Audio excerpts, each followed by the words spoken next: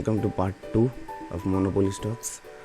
तो अपन ने बी तक कंप्लीट किया था, अब अपन स्टार्ट करेंगे सी। तो सी में पहला है कैम्स। कैम्स के बारे में आपको थोड़ा दिखाता हूँ।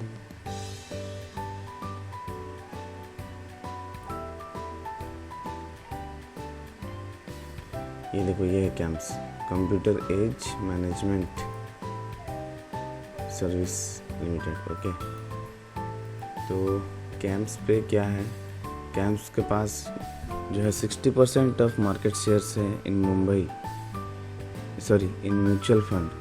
ओके, डिपॉजिटरी सर्विसेज, इसके पास जो है डिपॉजिटरी सर्विसेज का सेगमेंट पे ये 68% मार्केट शेयर ओन करता है म्यूचुअल फंड इंडिया का। ये सही है। और जोन के बारे में अगर इसका देखा जाए तो ये अभी हल्का सा साइडवेज चला गया है, चैनल पैटर्न में बंद है। तो आप इसको लॉन्ग टर्म के लिए देख सकते हो, या फिर अगर शॉर्ट टर्म के लिए आपको कुछ देखना है तो अगर प्राइस यहाँ पे आता है ना, तो जैसे कि प्राइस बहुत बार इस रेंज पे रुक रहा है, इस रेंज पे रुक रहा है। इसके बाद तो अगर प्राइस आता है 4194 पे, तो आप यहाँ से इसको बाय करके आराम से रख सकते हो 4691 पे। बाकी ट्रेंड, ये स्टॉक तो अप ट्रेंड स्टॉक है, मोनोपोली स्टॉक है। ये देख रहे हो किस तरह से बढ़ा है ये। इसका रिटर्न मैं आपको दिखाता हूँ। नवंबर से दिखाता हूँ, तो जनवरी में इसने 79% रिटर्न दे दिया आप तक। और ज़रा सा देखो, जब ये कर्व फॉर्मेशन हो रहा होगा, तो मैं जो आपको बता रहा था, जब ये कर्व फॉर्मेशन हो रहा होगा तब यहाँ तक तो ये कप जैसे बन रहा था। ओके, लेकिन फिर क्या हुआ, यहाँ पे ये हैंडल बना नहीं, यहाँ पे ये हैंडल बना नहीं। देखो, ये इसके प्रीवियस रेजिस्टेंस है ये यहाँ पे, ठीक है। तो यहाँ पे ये थोड़ा सा रुका, उसके बाद ब्रेकआउट दिया। तो इस लेवल को जब ये ब्रेकआउट के साथ तोड़ रहा है ना, यहाँ देखो, एक इस कैंडल पे वॉल्यूम देखो, यहाँ बढ़ने लगा था वॉल्यूम, और ये बड़ी सी कैंडल और ये अप। तो इस तरह के जो मल्टी ईयर ब्रेकआउट होते हैं, आप उन्हें देख सकते हैं दोस्तों, मल्टी ईयर ब्रेकआउट, ठीक है। तो इस तरह के मल्टी ईयर ब्रेकआउट को आप अच्छी तरह से देख सकते हो कि इसने प्रीवियस ईयर के इतने बड़े रेजिस्टेंस को तोड़ दिया।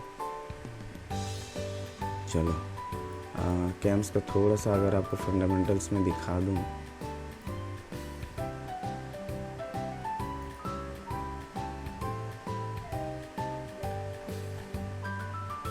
कि ये डाटा प्रोसेसिंग में है, कस्टमर सर्विस में है।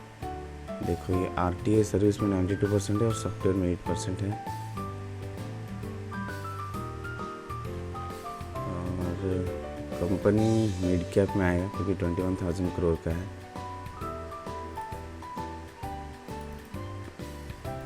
और थोड़ा सा मैं अपने दूसरा स्क्रीनर पे इसको कॉपी कर रहा हूँ।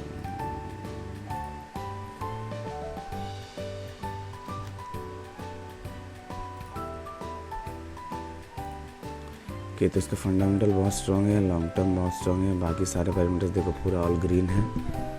और फिर नीचे ये मार्केट कैप है, नेट प्रॉफिट बढ़ा है, रेवेन्यू भी बढ़ा है।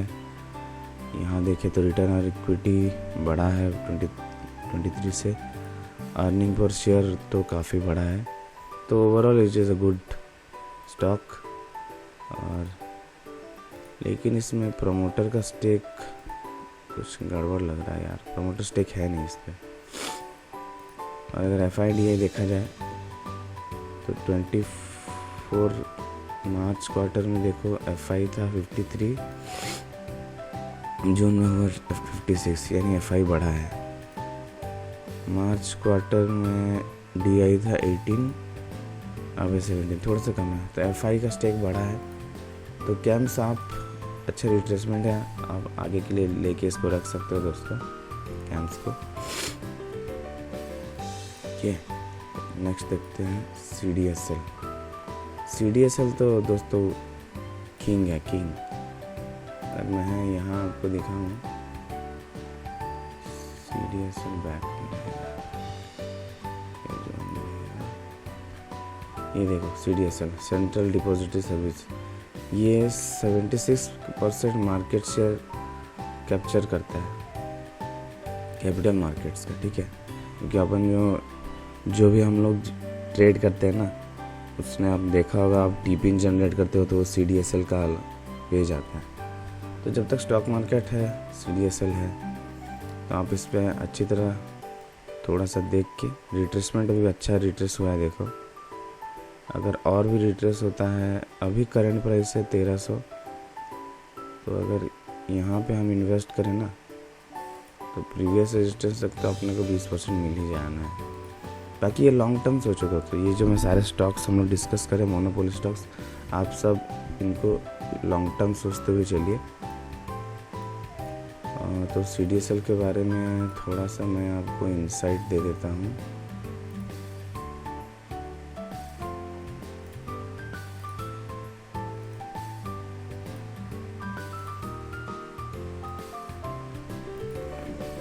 तो CDSL जो है, ये देखो फंडामेंटल्स बहुत स्ट्रांग है, लॉन्ग टर्म बहुत स्ट्रांग है। बाकी ये चारों पैरामीटर्स ग्रीन है। PB रेशियो, होल्डिंग्स इसका, FI स्टेक बड़ा है, ROE सही है, डेट फ्री कंपनी है। और यहाँ देखो रेवेन्यू ग्रोथ बहुत स्ट्रांग है।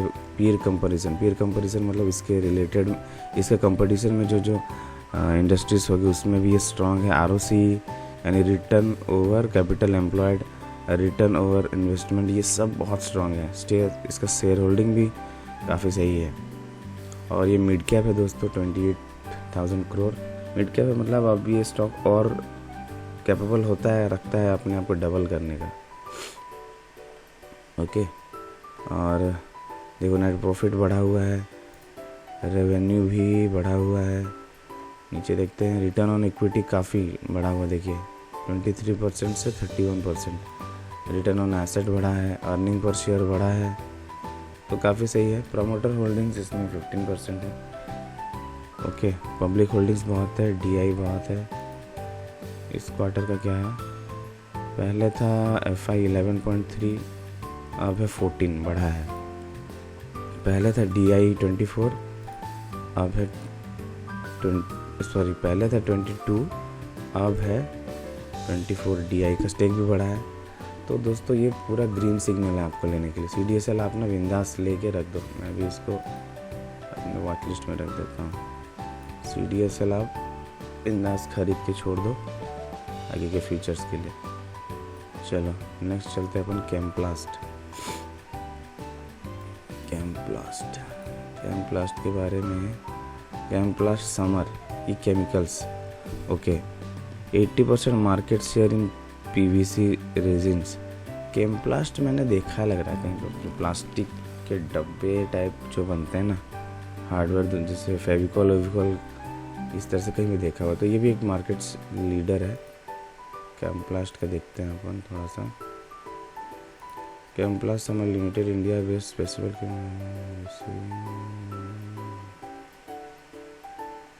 Intermediates of pharmaceutical, agrochemical, fine chemical sector. Okay,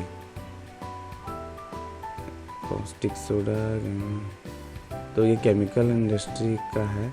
और देखो मार्केट कैप इसका 7.9 KCR है, यानी स्मॉल कैप है, 10,000 करोड़ से छोटा है। और इस पे थोड़ा देखते हैं।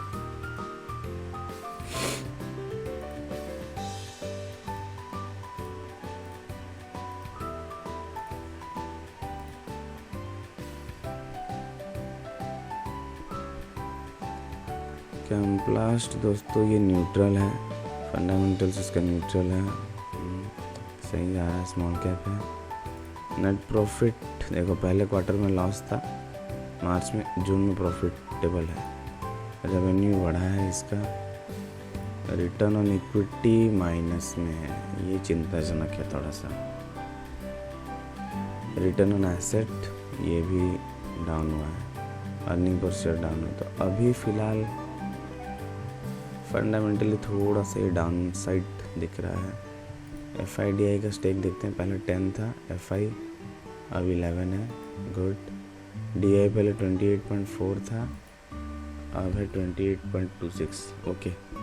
तो ये बढ़ा है, FIDI स्टेक तो बढ़ा है। इसके कॉम्पिटिटर्स हैं पीडीलाइट, दीपक नाइट्रेट, टाटा कैम।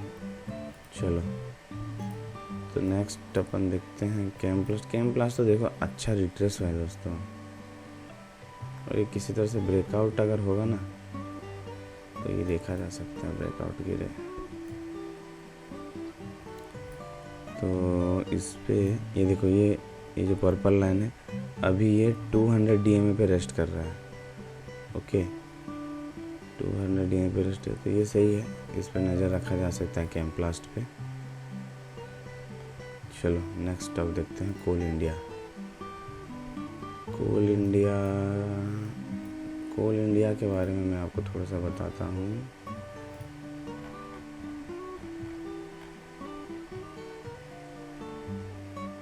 तो कोल इंडिया दोस्तों ये मेटल सेक्टर्स का है, गवर्नमेंट स्टॉक है, ये समझ लीजिए। 65% market share in Coal India, मतलब 65% कोल का जो स्टेक है ना इसका है इंडिया में। तो देखते हैं कैसा कुछ ये परफॉर्म कर रहा है। तो कोल इंडिया के टेक्निकल से अगर देखें तो ये देखो, ये तो पूरा अप ट्रेंड ही है। ये वीकली का चार्ट है दोस्तों, देख रहे हो किस तरह से स्टॉक जो है अप ट्रेंड है। सिर्फ EMA 9 के ऊपर ये चलता ही गया है। तो ये अच्छा रिट्रेस हुआ है।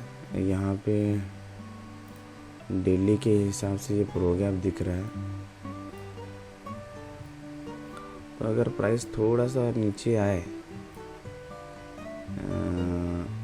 480 482 तो आप इसको बाय कर सकते हो, या फिर अभी भी बाय कर सकते हो। ये जो इसके रेजिस्टेंस अगर अपन बनाते हैं, ये ऐसे तो हमेशा प्रीवियस टीए पे बनाना चाहिए।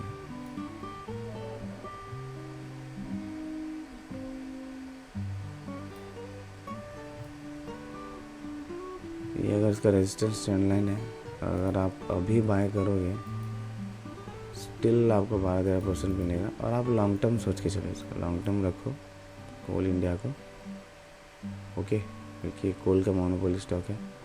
इसके बारे में और डिटेल्स देखना है, फंडामेंटल्स, तो अपन देखते हैं कॉपी।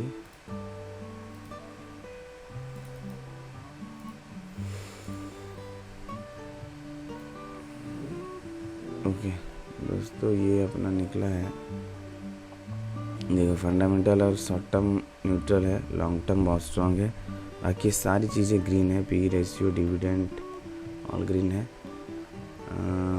ये लार्ज कैप है दोस्तों, 3 लाख करोड़ का कंपनी है। इसके बाद नेट प्रॉफिट बढ़ा है। रेवेन्यू थोड़ा सा घटा है।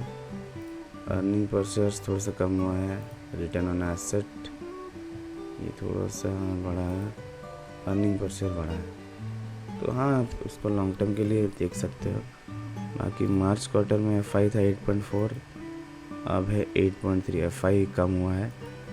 DI था 22.5, अब FIDI स्टेक थोड़ा सा कम हुआ है इस पर।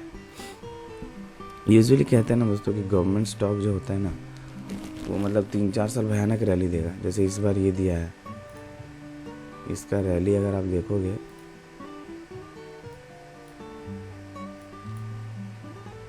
ये देखो, इसने 2023 सितंबर से ना पैसा 1.5 गुना कर दिया है, 150 टाइम्स बढ़ा है, 150% बढ़ा है।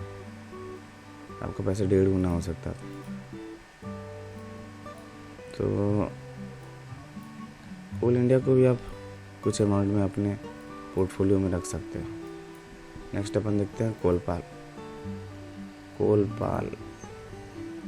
तो ये है दोस्तों कोलगेट पामोलिव, कोलपाल का फुल फॉर्म है, ये देखिए कोलगेट पामोलिव। तो कोलगेट पामोलिव का ये कोलगेट पामोलिव पे इसका ये FMCG स्टॉक है। इसके पास 52% market share in oral care, मतलब सिर्फ पेस्ट ही नहीं, जो मतलब माउथ के जितने भी ओरल केयर रिलेटेड जो भी रहते हैं ना, वो जो प्लैक्स रिमूवर टाइप का बहुत सारी चीज़ें, प्रोडक्ट्स बहुत सारे, मार्केट में बहुत सारे प्रोडक्ट है। तो आप कभी मॉल में जाके देखोगे उस पर मैक्सिमम स्टेक जो है वो कोलगेट पामोलिव का है। तो देखते हैं इसका, ओहो एक्सक्यूज मी।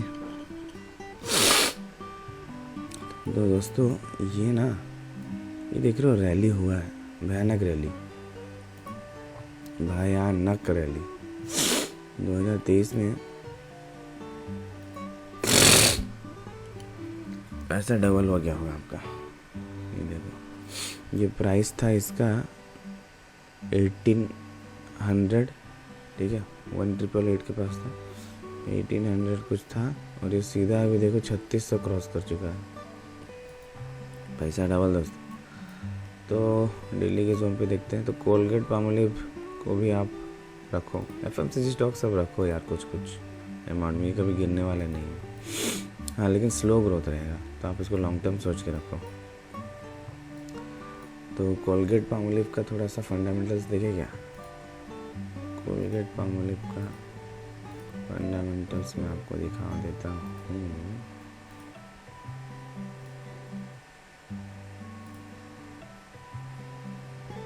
कोलगेट पामोलिव का फंडामेंटल देखो, ऑल ग्रीन है, लॉन्ग टर्म और शॉर्ट टर्म ये भी सारे ग्रीन है। इसमें म्यूचुअल फंड स्टेक बढ़ा है, ठीक है। ये लार्ज कैप है, 1 लाख करोड़ का है। नेट प्रॉफिट भी थोड़ा सा डाउन है, रिटर्न ऑन इक्विटी बढ़ा है, रिटर्न ऑन एसेट बढ़ा है, अर्निंग पर शेयर्स बढ़ा है, और FI 22 था, अब हो गया 20 नहीं FI 24.5, ये हो गया 24। FI थोड़ा सा घट गया है इस क्वार्टर। DI था 5.5, अब हुआ है 5, सेम है, FIDI स्टेक्स सेम है। तो दोस्तों आप लॉन्ग टर्म के लिए आप कोलपाल को ले सकते हो, ठीक है। नेक्स्ट चलते हैं कॉनकोर। तो कॉनकोर के बारे में आपको थोड़ा बताता हूँ। ये रहा कॉनकोर। कॉनकोर जो है लॉजिस्टिक सेगमेंट पे है, और ये 74% मार्केट शेयर इन रेल ट्रांसपोर्ट, ठीक है। कंटेनर आप जानते हो ना, जो रेल से आता है कंटेनर, वही है, वही कंपनी है ये कॉनकोर। तो इसके बारे में इसका प्राइस देखते हैं। देखो ये है डाउनफॉल में अभी दोस्तों। मैं कल आपको, मतलब प्रीवियस वीडियो पे मैंने आपको बताया था पार्ट 1 में, आपको अच्छी कंपनी को उसके बुरे वक्त में ख़रीदना है, समझ रहे हो। ये सारे हम जो भी इस तिजोरी फाइनेंस पे है, स्कैनर पे, यहाँ पे मेरे वॉच लिस्ट में जितने भी स्टॉक है, ये है सब मोनोपोली मार्केट लीडर स्टॉक। तो इन सारे स्टॉक में जो स्टॉक थोड़ा सा जिसका बुरा टाइम चल रहा है, प्राइस गिरा हुआ है, वो आपको ज़रूर से लॉन्ग टर्म के लिए रखने चाहिए, ठीक है। अगेन मैं बोल रहा हूँ, नथिंग इज़ अ बाय और सेल रिकमेंडेशन। ये बस मैं एजुकेशनल पर्पज़ के लिए आपके लिए वीडियो बना रहा हूँ, ताकि आप स्टॉक मार्केट के कुछ नॉलेज गेन कर पाएँ। चलो, तो ये अगर वीकली ट्रेंड देखा जाए तो अप ट्रेंड ही है, अप ट्रेंड ही है दोस्तों वीकली में। और ये अच्छा खासा रिट्रेस हुआ है यहाँ तक। अभी प्राइस है 800 पे, तो हो सकता है अगर प्राइस इसके बॉटम में आके रिट्राइव कर जाए, घूम जाए, या यहीं से घूम जाए, तो दोस्तों आपको ज़रूर से फिर इस पर एंट्री लेना चाहिए। क्योंकि अगर ये जहाँ से भी घूमे, अभी भी अगर ये यहाँ से घूम जाए, तो प्रीवियस हाई तक आपको 35% रिटर्न तो मिल ही जाना है। चलो आगे बढ़ते हैं। क्रिसिल, क्रिसिल के बारे में दोस्तों ये देखो, क्रिसिल जो है रेटिंग एजेंसी है, 60% मार्केट शेयर इन रेटिंग एजेंसी। अच्छा, तो ये काइंड ऑफ रेटिंग एजेंसी है। इसका मार्केट कैप 32,000 यानी मिड कैप में काउंट करेंगे। CRISIL is a globally analytic company, majority ये क्रेडिट रेटिंग्स देता है, research services, financial risk, corporate, ठीक है। क्रिसिल जो है एक रिसर्च कंपनी समझ लो रेटिंग्स के ऊपर। बाकी ये देखो इसका रिसर्च पे ये 73% पे है और रेटिंग्स पे ये 26% ये इसका मतलब इसका ब्रेकअप है, किस तरह से रेवेन्यू किस तरफ से आता है। नॉर्थ अमेरिका में भी है भाई 40%, इंडिया में 27%, यूरोप में है, बाकी कंट्रीज तो मतलब है अच्छा खासा इस कंपनी का बेस है। ओके, और क्रिसिल का और थोड़ा फंडामेंटल्स अगर देखना है तो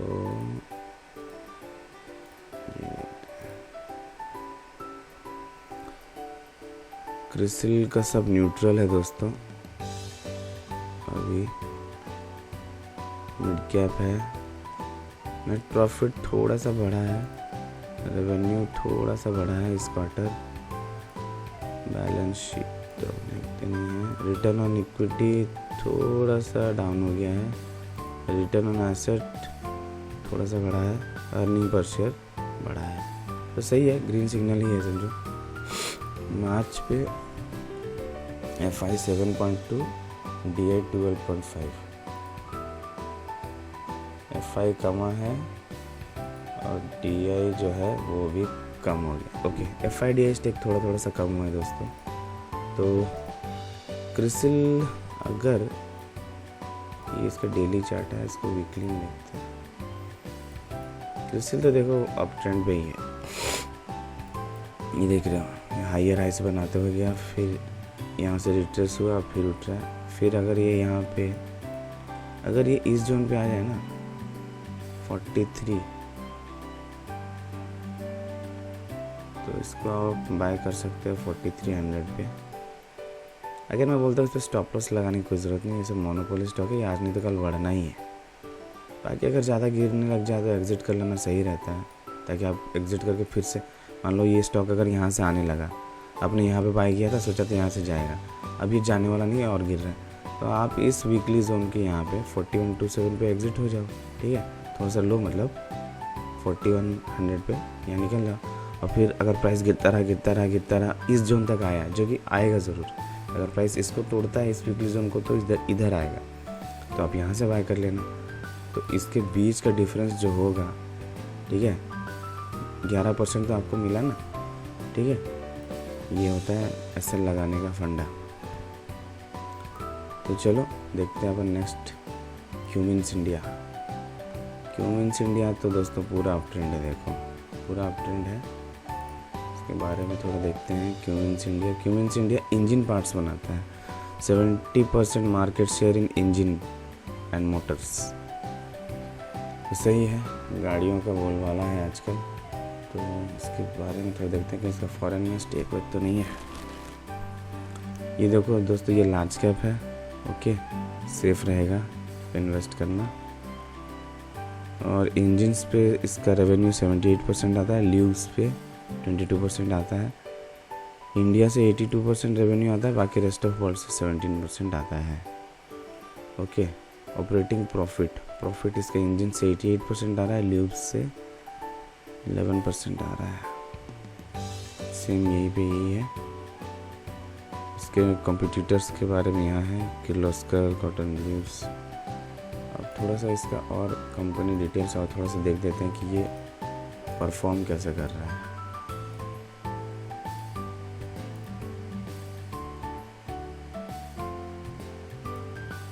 ओके, तो क्यूमिंस इंडिया जो है, देखो दोस्तों, ये तो ग्रीन है, फंडामेंटल ग्रीन है, लॉन्ग टर्म वेरी स्ट्रॉन्ग है। ओके, FI होल्डिंग्स बढ़ा है इसमें, सब रेटिंग सही है, लार्ज कैप है।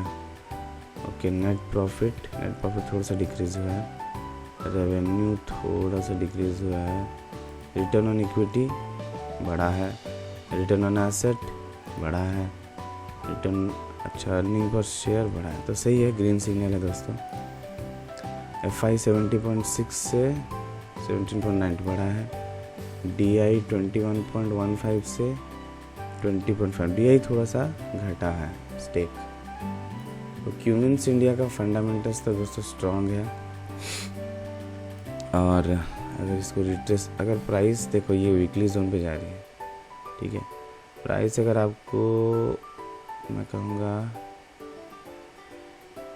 3500 के आसपास मिले तो सही है, 3500 के लिए वेट कर सकते हो। और आने को तो देखो ये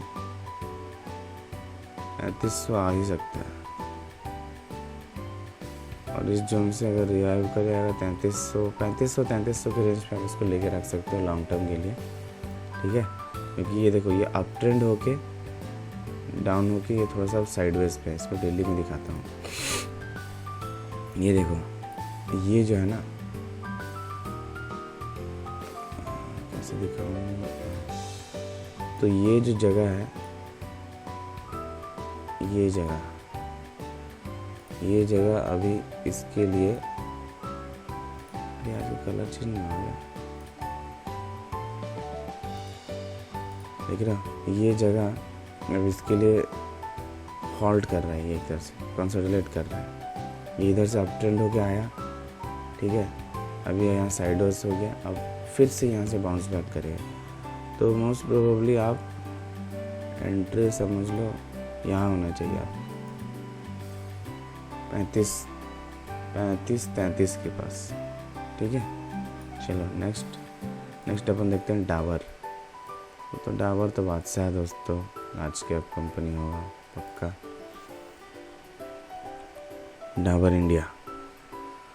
डाबर इंडिया एफएमसीजी स्टॉक है अगेन, और ये 76.5% मार्केट शेयर होल्ड करता है हेयर ऑयल में। और ये इजिप्ट का कंपनी है क्या डाबर, देखते हैं इजिप्ट पे न्यूज़ क्या हुआ है। Dabur drops 8% as quarter update. तो ये इसका लेटेस्ट न्यूज़ है दोस्तों।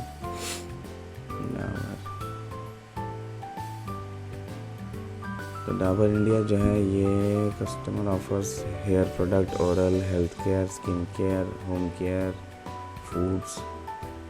तो इसका क्या है, डाबर वाटिका हाजमोला इसी का है, ठीक है। रियल जूस जो पीते हैं वो इसका है। फेम मेरे ख्याल से हेयर रिमूवर जो है वो है, तो वो भी इसका है। तो एफएमसीजी में ये है, इसका पोर्टफोलियो देखो, हेल्थ सप्लीमेंट, तो ये काफ़ी अच्छा है दोस्तों। Dabur consumer care food business पे है। हाँ, इंडिया में देखो 75% है, अफ्रीका में है, मिडिल ईस्ट पे है, ठीक है, काफ़ी डाइवर्सिफाइड है। तो यस, अच्छी कंपनी का बुरा वक्त आपको मिल गया है, जो मैं कहता हूँ। डाबर आप ले सकते हो, डाबर आप थोड़ा सा वेट करो, ठीक है। ये 527 में है, ऐसे ही यहाँ से बाउंस बैक करें आप इसको बाय कर सकते हो।